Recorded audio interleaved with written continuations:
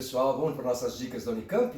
Lembrando que isso aqui não é a palestra, né? São dicas para você começar a poder se virar sozinho e já fazer uma leitura um pouquinho mais potencializada, para você ir direto ao ponto, tá bom? Hoje, História do Cerco de Lisboa.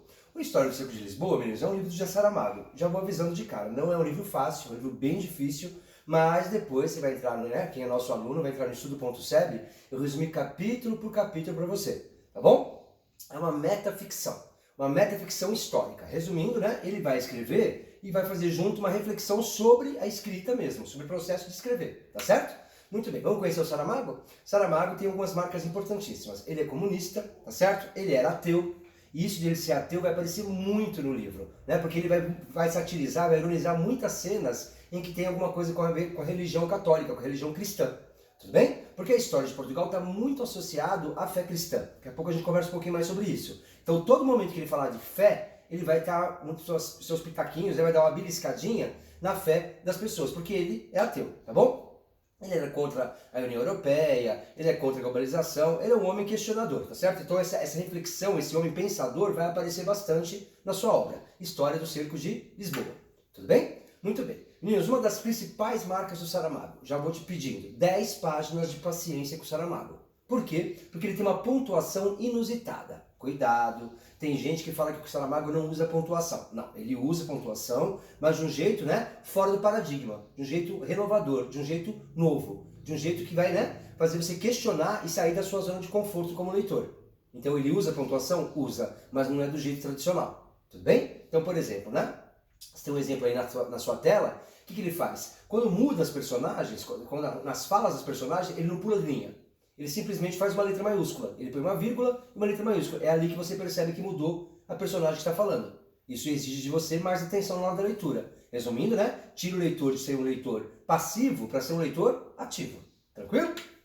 Muito bem. Outra coisa que faz você ficar, né, assim, fora da sua zona tradicional de conforto de leitura. Ele tem 3 narradores nesse livro. Tem o narrador do livro, que é o narrador, que é o Saramago, tem o Raimundo contando a sua história, e tem o Raimundo escrevendo um livro. Então tem o narrador do livro do Raimundo. Então quem está falando agora nesse momento? Quem está escrevendo nesse momento? Porque quem não conhece a história, né? Nós vamos ter um cara que é editor, ele é um tradutor, um corretor de textos, tá certo? E ele vai fazer o quê? Na hora que ele começou a corrigir um texto, começaram a pressionar no prazo, e ele estava no prazo. Aí ele se irritou e colocou a palavra não. Era um livro de história de Portugal e ele vai colocar os cruzados não ajudaram os portugueses a libertar Lisboa. E isso muda completamente a história de Portugal. E ele mandou assim e o livro foi publicado assim. E teve que sair uma errata. Aí ele vai levar bronca do patrão, obviamente tem um problema de custos, etc. E aí o que acontece? Ele vai ter então uma pessoa que vai supervisioná-lo, chamada Maria Sara. E a Maria Sara então começa a pressioná-lo para escrever um livro com esse não que ele escreveu. Uma nova versão da história de Portugal. Então é interessante por quê, né? Porque nós vamos ter vários cercos aqui nesse livro. Nós temos o cerco de Lisboa mesmo, a cidade de Lisboa foi cercada pelos cruzados para tirar da mão dos muçulmanos. Nós vamos ter um cerco ao leitor, porque você tem que ser um leitor ativo e não mais passivo, e tem o cerco do amor, porque a Maria Sara se apaixona pelo Raimundo. Quando ela pede para ele escrever o livro, o que ela está pedindo para ele? Para ele deixar de ser, né, o corretor do texto dos outros para ser autor do seu próprio texto. Isso é muito lindo, né? Então, nós temos reflexões filosóficas, existenciais, históricas, artísticas. É um livro que é muito profundo, tá certo? E, sobretudo, qual que é o propósito do Saramago? Em toda a obra do Saramago, revisar a história. Porque a história, meus amores, vamos pensar juntos? A história, ela não é necessariamente o que aconteceu, é o que contaram para nós. Então, o que é história? O que é ficção? O que é realidade? O que é imaginação? O que é jogo de poder? Então, o Saramago diz, né, que a história, ela não é história real. A história é a história acreditada. É o que te ensinaram. Resumindo, sem ficar esperto para não cair em fake news. Deu para entender? Certinho? Resumindo, né? A pergunta é, a que pontos pode chegar a falta de curiosidade e a preguiça intelectual perante qualquer afirmação peremptória? Em que sociedade a gente constrói quando você tem uma preguiça intelectual e não questiona as fontes históricas, quem está te falando, os jogos de interesses, as informações? A que ponto nós podemos chegar? É interessante, né? Uma das metáforas, como eu te falei, é importante. Ele vai passar, porque se você começar a questionar, você passa de ser leitor, você deixa de ser leitor da história dos outros para ser o autor da história. É uma outra postura. Concorda comigo? Que é interessante? E também, para terminar, a gente tem que pensar no seguinte, né?